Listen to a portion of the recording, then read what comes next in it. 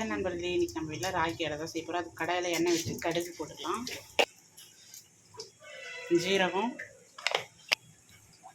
பெருங்காயம் போட்டுக்கலாம். பருப்பு வேணுன்னா கடலைப்பருப்பு, அப்படின்னா உளுத்தம்பருப்பு, பருத்த உளுந்துருந்தா போட்டுக்கலாம், அப்படின்னா பைத்தம்பருப்பும் போட்டுக்கலாம். நம்ம வந்து பைத்தம்பருப்பு நாள் போட்டுருக்கோம். அதுக்கப்புறம் 2 காஞ்ச மிளகா, வெங்காயம் பொடியாக கட் பண்ணி போட்டுக்கலாம்.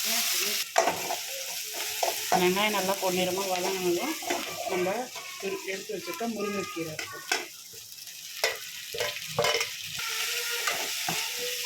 நல்லா வதக்கிக்கலாம்.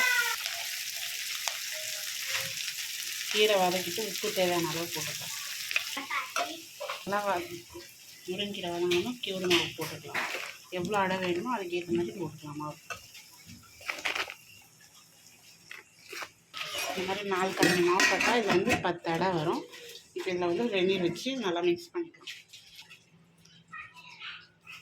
கொஞ்சம் கொஞ்சமாக வெந்நீர் விட்டு மிக்ஸ் பண்ணிக்கலாம்.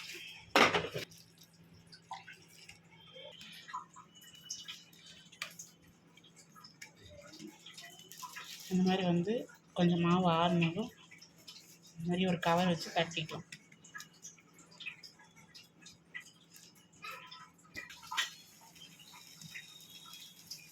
மாவு கை பொறுப்பில் சூடு ஆனோடனே இந்த மாதிரி தட்டிக்கலாம் சின்ன சின்னதாக. எண்ணெய் விட்டு வேக வச்சு எடுத்தால் ரெடி.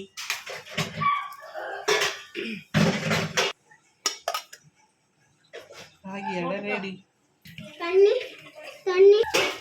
அந்த லைட்டு கொடுங்க.